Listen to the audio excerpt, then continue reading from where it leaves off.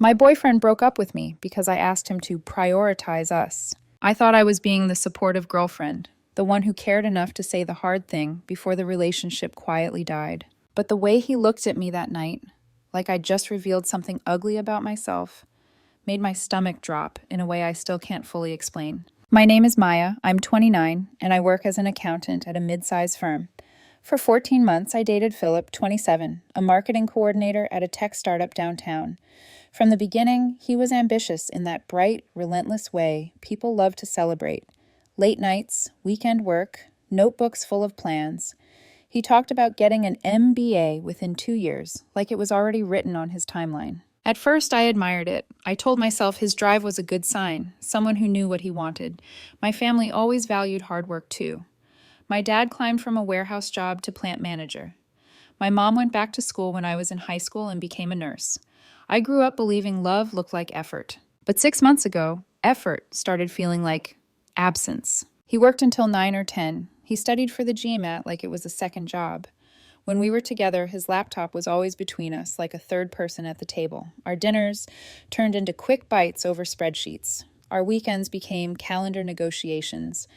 I'd plan something small, Thai food, a movie, even just a walk, and he'd answer without looking up, like he was granting me a time slot. And I kept swallowing the lonely feeling because I told myself, this is what supporting a partner looks like. Then came the night that split everything open. I showed up at his apartment with takeout from his favorite place, warm containers pressed against my palms, trying to surprise him into remembering we were still real. He was at the kitchen table, papers everywhere, fingers flying over the keyboard. He barely looked up.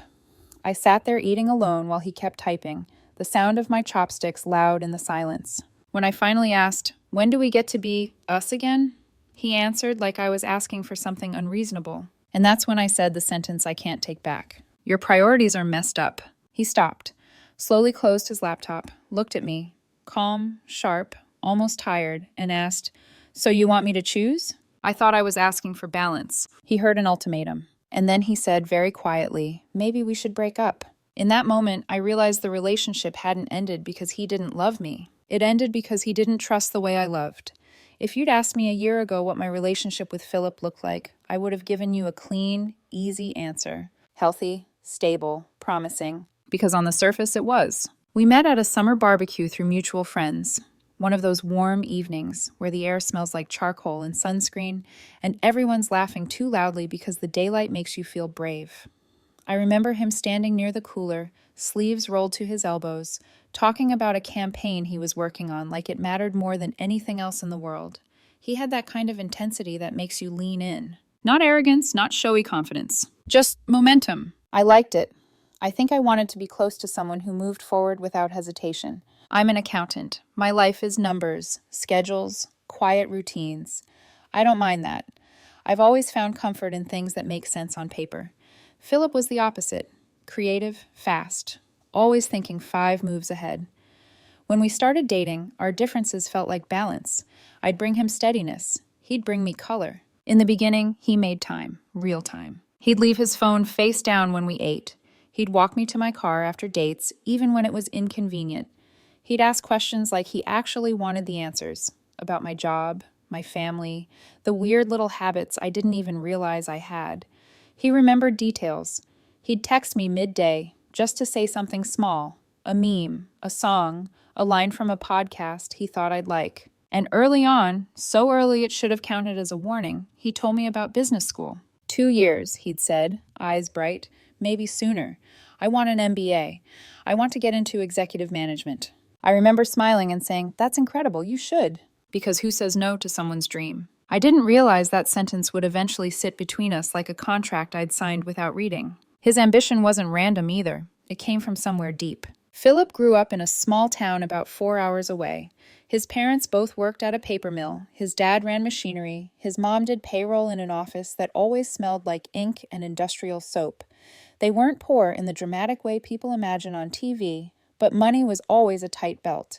They pushed him hard, not cruelly, just intensely.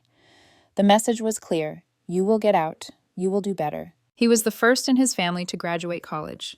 He moved to the city with a suitcase, a used laptop, and this quiet, stubborn pride he rarely talked about directly. And he carried his family with him. Every month he sent money home, not a little, enough that he sometimes avoided restaurants, bought generic groceries, delayed things like car maintenance.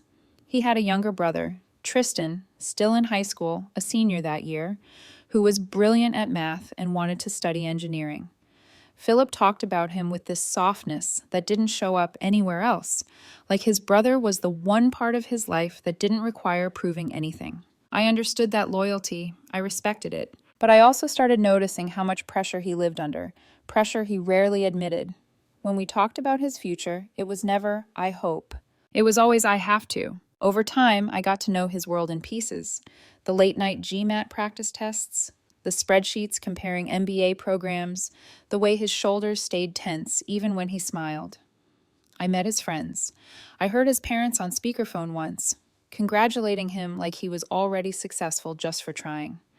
I watched him light up when acceptance emails started coming in, and I told myself, this is what building something looks like. What I didn't tell myself, what I didn't want to admit, was how often that something didn't include me. Because even when the relationship was good, there were tiny signs I brushed off. He'd cancel plans because something came up, then show me a screenshot of his laptop like proof.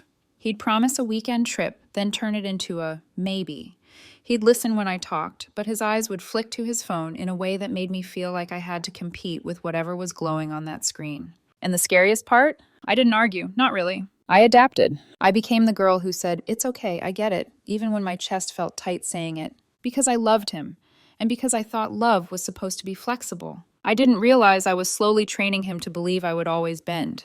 The shift didn't happen all at once. It never does. If it had been sudden, if Philip had woken up one day and decided I no longer mattered, I would have known what to call it. Betrayal. Neglect. Something sharp and obvious. Instead, it crept in quietly, disguised as responsibility. Around 6 months before everything ended, his workload exploded. A major project at his startup landed on his desk, one that might lead to a promotion, one that could make him more competitive for top MBA programs. Those words, might, could, started ruling our lives. He stayed at the office until 9 or 10 most nights. When I texted to ask when he'd be home, his replies were short, apologetic, but distant. Still working. Can't step away right now. Rain check? Weekends disappeared too. Saturdays were for catching up, laundry, errands, studying. Sundays were for family obligations or networking events that always sounded important enough that I felt petty, even questioning them. We stopped going out to dinner, stopped watching movies together, stopped doing the small, stupid things that make a relationship feel like a place you live instead of somewhere you pass through. At first, I tried to help in ways that felt reasonable. I brought him dinner at the office a few times, sitting across from him while he ate with one hand and typed with the other. I helped him rehearse mock interview answers. I listened, really listened, when he talked through his applications, nodded at the right moments, asked questions that showed I cared. But even when I was right there, I felt peripheral, like I was supporting a life that was steadily moving ahead without me. It started to sting when I noticed what he missed. He skipped my company's holiday party because he couldn't afford to lose a night of studying. He didn't come to my sister's birthday dinner because he had a networking mixer. When my family invited us camping for a long weekend, a rare thing, all of us together, he said he couldn't take time off. I went alone, again. Each time I told myself the same story. This is temporary. This is what ambition looks like. Don't be the girlfriend who holds him back. But resentment doesn't announce itself. It settles in your body first. I felt it when I'd eat dinner alone at my table while his side stayed empty. When I'd hear his keys late at night and pretend to be asleep so I wouldn't have to ask how his day was.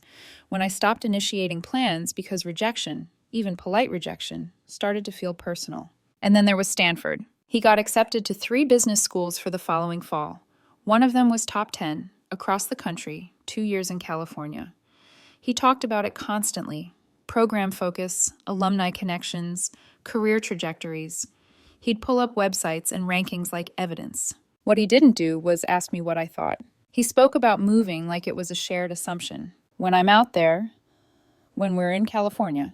Each time my stomach tightened. I had a good job here. I was on track for senior accountant. My family was here. My life, quiet, steady, real, was here. The idea of starting over across the country wasn't just inconvenient. It felt like erasing myself to fit into his future. I tried to bring it up gently at first. Have you thought about programs closer to home? What would this mean for both of us? He listened, but it was the kind of listening where you can tell the answer is already decided. He talked about Stanford's prestige like it outweighed every other consideration. When I suggested waiting a year, he smiled like I was being sweet but unrealistic. There was tension around money, too. He sent almost a third of his paycheck home every month. I admired his generosity, but it meant he was constantly stretched thin, skipping things, delaying necessities. When I suggested easing up temporarily, he got defensive, said I didn't understand what it was like to come from a family that struggled. I backed off. Again. Looking back, the pattern is obvious. Every time something bothered me, I softened it. Every time I needed reassurance, I reframed it. Every time I felt myself shrinking, I told myself it was love. By the time I finally said something out loud, really said it, the pressure had already built too high. And the moment I tried to release it, everything cracked. The night everything broke didn't feel dramatic at first. There was no shouting, no slammed doors, no cruel words thrown like weapons. Just exhaustion, thick, quiet, heavy. It was a Friday. I remember because I'd been counting down the hours all week, telling myself we'll at least have tonight. I stopped at his favorite Thai place on the way over, the one with the chipped blue plates, and the owner who always remembered his order. The containers were still warm when I carried them up the stairs to his apartment, the smell of basil and chili clinging to my coat. I imagined us sitting together at his small kitchen table, eating, talking, maybe even laughing the way we used to. When I walked in, he was already at the table. Papers everywhere, notes taped to the wall, his laptop open, fingers moving fast, eyes locked on the screen. He didn't look up when I said his name, just lifted one finger in a 1-second gesture. I waited. That second stretched into minutes. I set the food down, unpacked it slowly, trying not to make noise. When I finally sat across from him, he was still typing, jaw tight, brow furrowed, like the world might collapse if he paused. Hey, I said softly, I brought dinner. He murmured. Thanks. I asked if he wanted to take a break and eat with me. He didn't stop typing. I can't right now. I'm on a roll. If I stop, I'll lose my train of thought. So I ate alone. The sound of my fork against the container felt louder than it should have. The room smelled like food and stale coffee. His screen glowed between us, casting light across his face while I sat in shadow. After about 10 minutes, the silence started pressing in on my chest. What are we doing this weekend? I asked. He sighed, not dramatically, just tired, and finally looked up. Tomorrow I have to work in the morning, then the library in the afternoon. Sunday I'm driving home to help my parents move some furniture. How long? 4 hours each way. I nodded, already knowing the answer to the question forming in my throat. And us? He blinked, like he hadn't expected that. Maybe Sunday night, he said, if I'm not too exhausted. Something in me snapped, not loudly but cleanly. It was the accumulation, the missed dinners, the canceled plans, the way maybe had become the best I could hope for. When, I asked carefully, do we actually get to be together anymore? He leaned back in his chair, rubbing his face. Maya, this is just a busy season. You know that. You've been in a busy season for 6 months. That's not fair, isn't it? He looked at me then, really looked, and I saw something flicker across his face. Not anger, not guilt. Defensiveness. I took a breath. My hands were shaking slightly, so I folded them together on the table. I feel like I'm always coming second, I said. To your job, to school applications, to everything. He frowned. That's not true. You miss my holiday party, my sister's birthday, a weekend with my family. We don't eat together. We don't talk. I feel like I have to book an appointment to see you. That's not what's happening. Then what is happening? My voice cracked just enough to surprise me. He stared at the table, jaw tight. I'm working towards something important. I know, I said quickly, and I've been trying to support you, I really have, but it feels like your priorities are off. The words hung between us. His fingers stilled on the keyboard. Slowly, deliberately, he closed the laptop. The click sounded final. What are you saying? He asked. I'm saying, I said, heart pounding now, that a relationship can't survive on leftovers. I'm asking to be a priority too. He studied me for a long moment, eyes sharp, calculating. So what do you want me to do? I hesitated. This was the moment where everything balanced. I want balance, I said. I want you to consider us when you make big decisions. Like what? Like choosing a school across the country without talking to me. Like taking on every extra project. Like acting like I'll just rearrange my life around yours. His shoulders stiffened. Stanford is my top choice. I know. But have you thought about programs closer to home? Or waiting a year? His expression hardened. Those don't give me the same opportunities. And what about my opportunities? I asked quietly. He exhaled sharply. So you want me to settle? That's not what I said. You want me to cut back at work, send less money home, choose a school that's convenient. His voice rose just slightly. Do you hear yourself? I felt tears burning behind my eyes, but I forced them down. I'm asking for compromise. He was quiet for a long time. Then he said, Those aren't compromises. You're asking me to give up the things that matter most to me. The room felt smaller. So what? I whispered. Does that say about us? He met my eyes, and that's when he asked it. Are you giving me an ultimatum? My chest tightened. I'm telling you what I need. He nodded slowly, like something had clicked into place. I guess, he said calmly, we want different things. The words landed heavier than any shout ever could. Then he stood up and started clearing his papers. I think, he added, not looking at me, we should break up. I hadn't expected that. I thought he'd argue, reassure me, promise to try. Instead, he'd chosen clarity over connection. I stood there, frozen. As the future I thought we were building quietly disappeared, I didn't cry when he said it. That's the part that surprised me the most. I just stood there, staring at the closed laptop on the table like it had personally betrayed me. My mind felt oddly blank, as if my body had decided to shut down everything non-essential in order to survive the moment. Okay, I heard myself say. The word sounded foreign, like it belonged to someone else. Philip paused, his hands hovering over the stack of papers he'd been organizing. I think he expected something different. Tears, anger, bargaining. When none of that came, he finally looked up. You're okay with this? He asked. No, I wasn't, but I also wasn't going to beg. I don't know, I said honestly. I just don't think I can fight for something by myself anymore. That was when his expression shifted. Not relief, not exactly regret, but something closer to discomfort. Like he was realizing that this breakup wasn't going to make him the villain or the hero. It was just going to make him the one who walked away. I didn't mean to hurt you, he said. I nodded. I know. And that was the problem. He hadn't meant to hurt me. He just hadn't meant to protect me either. I gathered my coat slowly, every movement deliberate. My hands felt clumsy, like they didn't quite belong to me. He watched in silence, leaning against the counter, arms crossed. Not blocking my way, but not helping either. At the door, I hesitated. 14 months of my life sat behind me in that apartment. Late-night talks, inside jokes.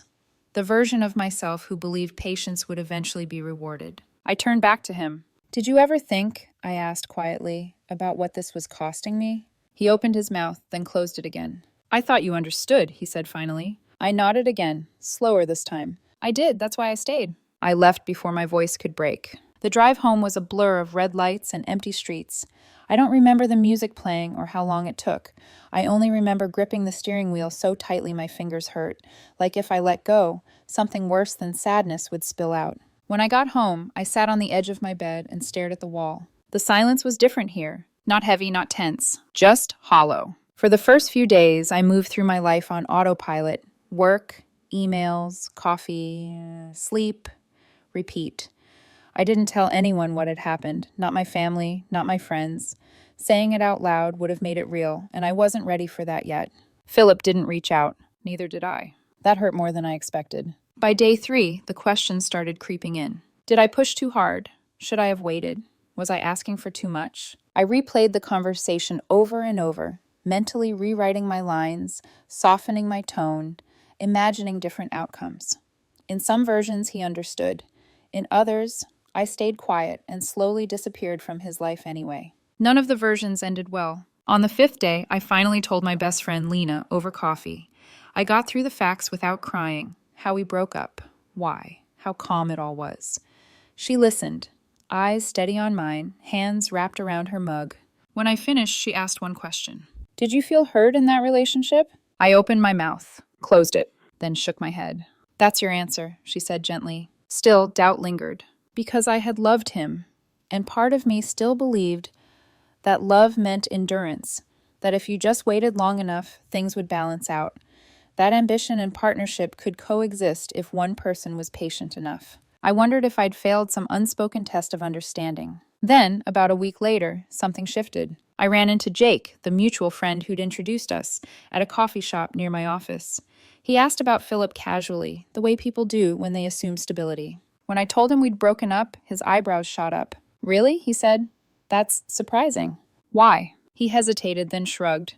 He never mentioned any issues when I talked to him last. Said things were busy, but fine. That sentence lodged itself in my chest. Busy, but fine. That was how he'd experienced our relationship while I was quietly unraveling. And for the first time since the breakup, my doubt loosened its grip. Maybe I hadn't been too demanding. Maybe I'd just been honest. But honesty has a way of exposing cracks people aren't ready to face. And I was starting to realize that what I thought was support might have crossed into something else entirely. Jake didn't mean to change the way I saw everything. He just kept talking. We stood there in line, the smell of burnt espresso and steamed milk hanging in the air, and he told me things casually, like he was describing the weather. Philip's been under a lot of pressure, he said. You know his dad's health stuff last year was way worse than he let on, right? I blinked. What do you mean? Jake frowned slightly. Didn't he tell you? His dad had a heart attack. 2 weeks in the hospital. Months off work. Medical bills piled up fast. They almost lost the house. The floor seemed to tilt. No, I said, he never told me that. Jake's expression shifted to something closer to concern. Oh, I assumed you knew. He went on, unaware that each sentence was rearranging something inside me. Philip hadn't just been sending money home out of generosity. He'd taken out a personal loan to help his parents catch up. That was why he'd been living so tightly. That was why the stress never left his shoulders. And his younger brother, Tristan, wasn't just good at math. He'd been accepted to MIT and several other top engineering programs. But the family couldn't afford any of them. Philip's been killing himself trying to save enough to help Tristan, Jake said.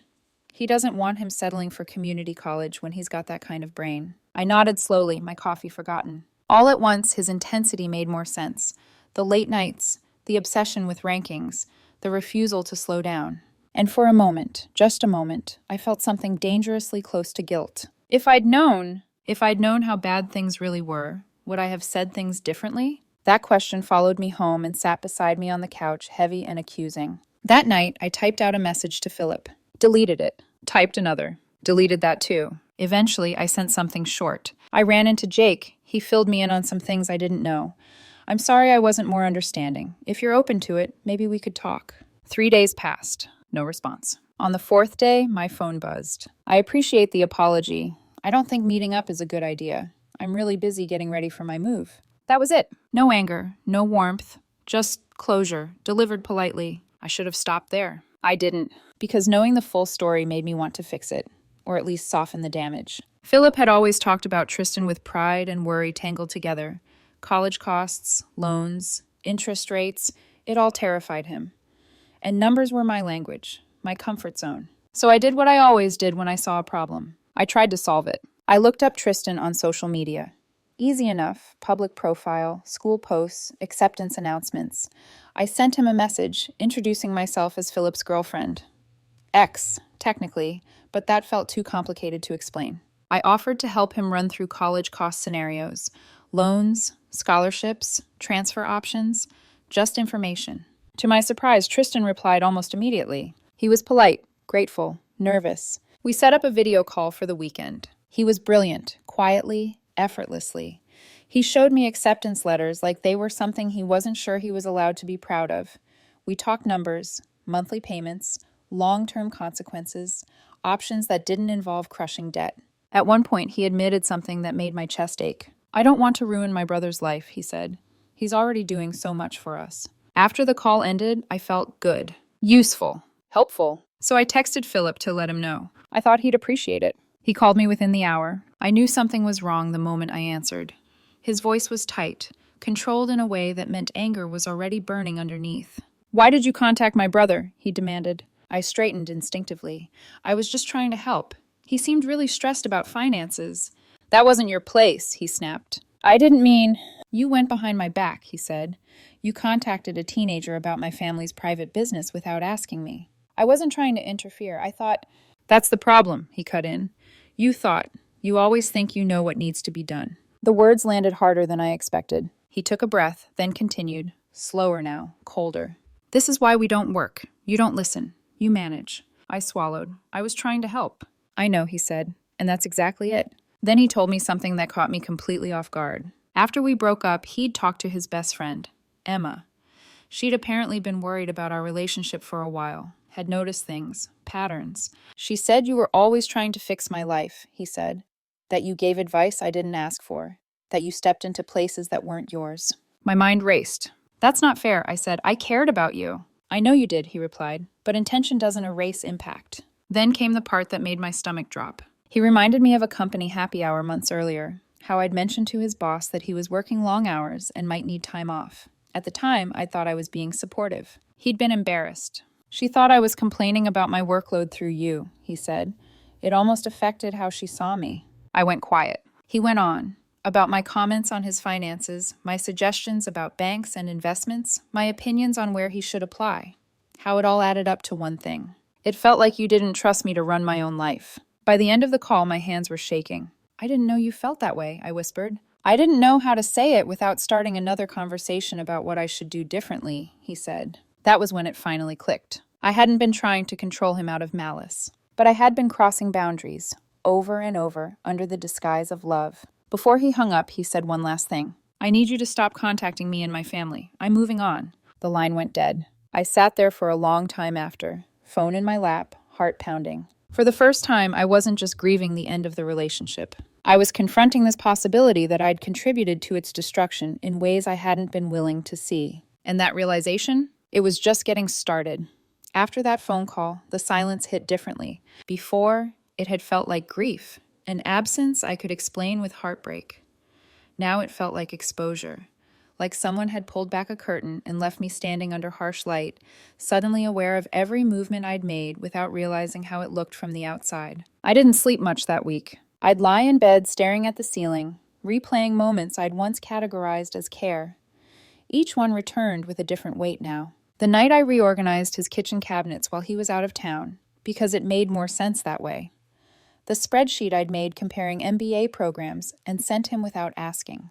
The way I'd researched apartment listings and forwarded them with comments like this would be better for us. The casual confidence with which I'd assumed I knew what he needed. At the time, none of it felt wrong. I told myself I was being thoughtful, proactive, supportive. But sitting there in the dark, a new question surfaced. Quiet, relentless. When had I last asked what he actually wanted from me? Not what he should do, not how I could help. Just what he needed.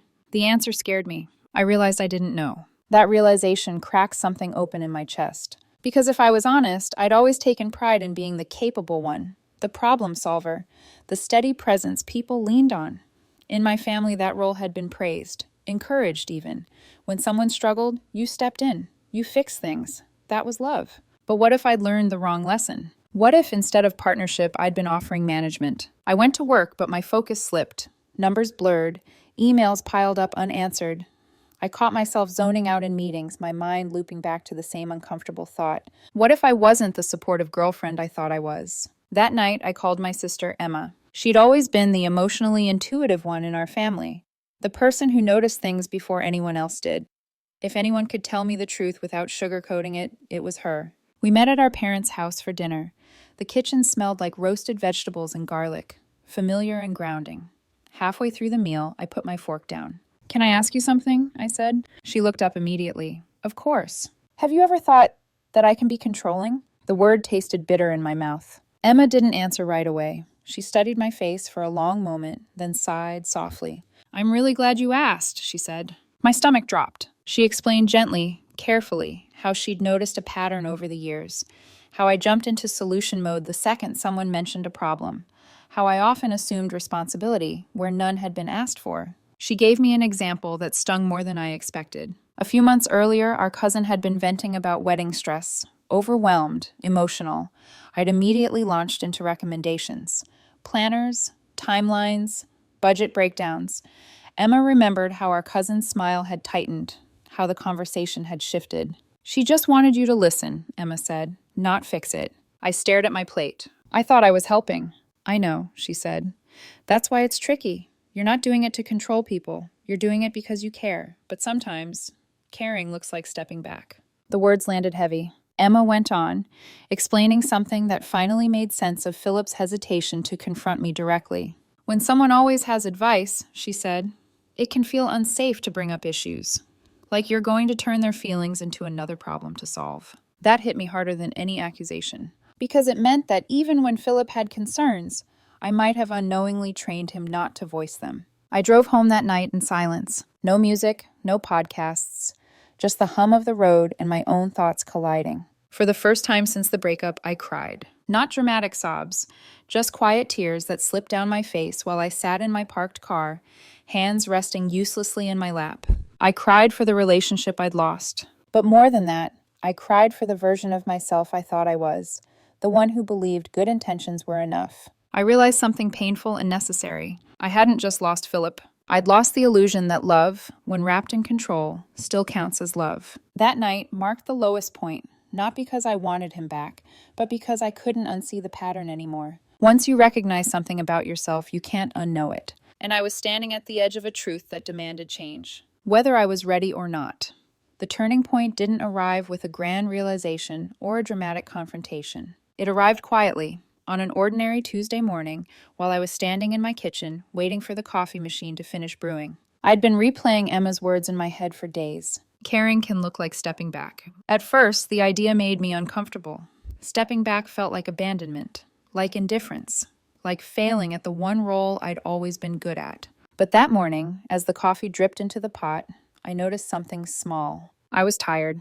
Not the kind of tired that sleep fixes, the deeper kind that comes from constantly monitoring, anticipating, adjusting. From believing that if something went wrong in a relationship, it was my responsibility to intervene before it collapsed. I'd been carrying that weight for years. And for the first time, I asked myself a different question. Who taught me that love requires management? The answer wasn't Philip. It was my upbringing. In my family, being helpful was currency. You earned approval by being competent, by fixing problems before they became inconvenient. Emotional needs were addressed efficiently, not gently.